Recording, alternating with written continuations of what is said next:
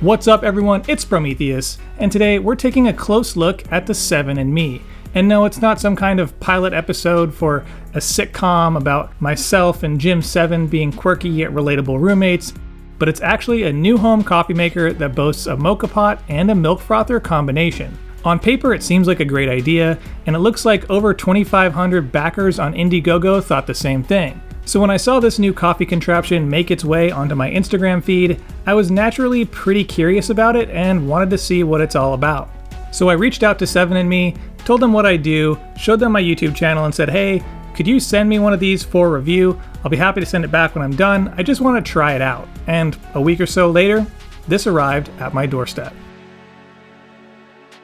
As you can see, it's a pretty simple system. This stand, which is basically a glorified hot plate, acts as the base for the milk frother and the Moka Pot. Personally, I love the design. It's clean and has a small footprint, plus it's light and easily unplugged and moved wherever.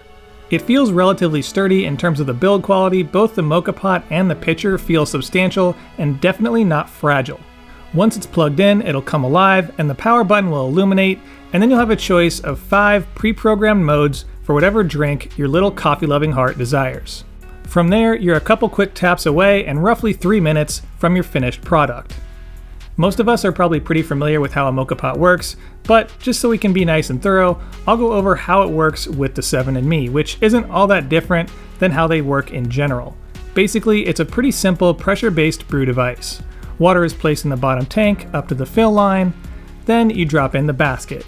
For the coffee, they recommend using 16 grams of medium fine ground coffee. For me, this is about 25 to 30 on the niche.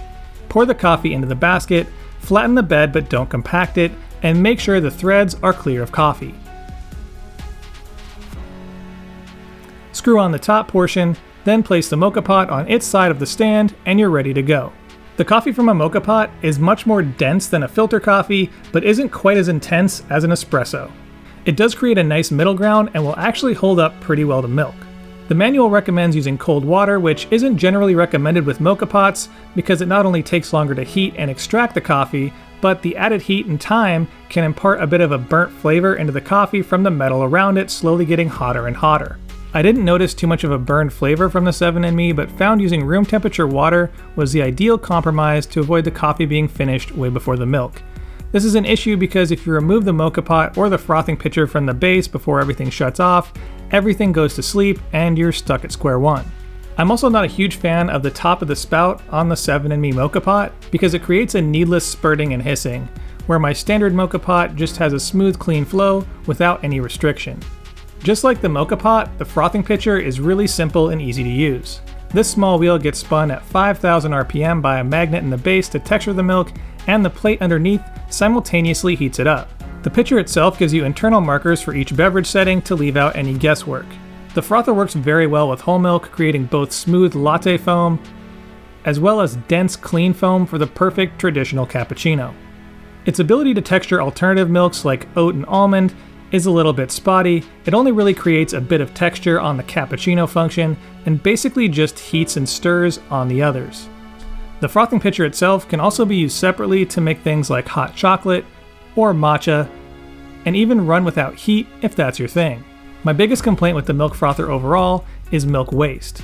I'd love to see more accurate measurements for cup size instead of the generic drink choices, because most options you'll likely end up with extra milk in the pitcher. Latte art with the standard pitcher would definitely take some practice, but if you have a pitcher on hand, transferring your textured milk will allow you to have a more controlled flow. But even with a proper pitcher and groomed to incorporate the foam in the milk, I still found it near impossible to get any kind of latte art capable foam from the 7&Me. In the end, I think the 7&Me is a great option for people who are looking for a quick and easy coffee station with some milk capabilities. It requires very little fuss, it's easy to use, clean, and creates good quality drinks. Its ability to stretch and froth milk is consistent and allows for a wide array of options of drinks outside of coffee. But if you're looking to work on your latte art game, the 7&Me may not be the right option. The one big step to get over is the price tag. With early bird pricing on the Indiegogo now done, it does cost $356, which is a bit hefty for something you can achieve generally with a Moka Pot and a French press for much less, but of course without the consistency and the one-touch capabilities.